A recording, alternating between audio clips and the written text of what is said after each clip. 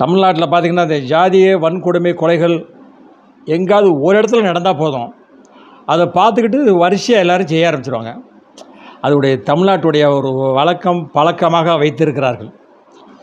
எப்பொழுதுமே இந்த paper media செய்தியில் பார்த்திங்கன்னா இருக்கிறதே இல்லைன்றவன் இல்லாத இருக்குன்றவன். பாருங்கள், செல்லூர் ராஜு தொகுதியில் செல்லூர் ராஜு பகுதியில் எடப்பாடி பழனிசாமி அவர்கள் காரில் சென்றிருக்கிறார். இந்த காரில் எத்தனை பேர் போகலாம் உங்களுக்கே தெரியும். பின்னாடி 3 பேர் போகலாம், முன்னாடி ஒரு ஆள் உட்காரலாம். அது கார், பஸ்ஸு கிடையாது. அவர் பஸ்ஸில் போகல. அந்நேரம் செல்லூர் ராஜு அவர்கள் பூங்குத்து கொடுத்து வரவேற்று இருக்கிறார்கள். அவரும் வரவேற்று விட்டார். ஆனால் பத்திரிகைக்காரர்கள் என்ன சொல்லிவிட்டார்கள்? பின்கதவை திறந்தார், உட்காரக்கூடாது என்று உத்தரவு போட்டிருக்கிறார் எடப்பாடி அவர்கள். அவருடைய ஜாதியை காண்பித்து விட்டிருக்கிறார். இவர் கவுண்டர், ஒரு தேவர். பார்த்தீங்களா எப்படி கோர்த்து விடுறாங்க பாருங்கள் பத்திரிக்கைக்காரங்க. பத்திரிக்கை மீடியாக்காரங்களே, ஒரு சிலர் இப்படி இருக்கிறீங்க, அதை எவனும் மதிக்க மாட்டேங்கிறான். வேசி ஊடகங்களே, மீடியாக்களே, அப்படியே மக்கள் ஏசுகிறாங்க. இப்படிலாம் போடாதீங்க.